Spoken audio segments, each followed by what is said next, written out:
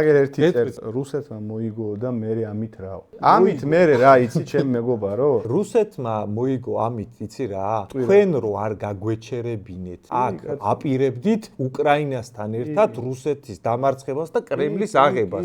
ვინც ხვდებოდით რომ რუსეთი მოიგებდა, ძლივს გაგაჩერეთ თქვენ.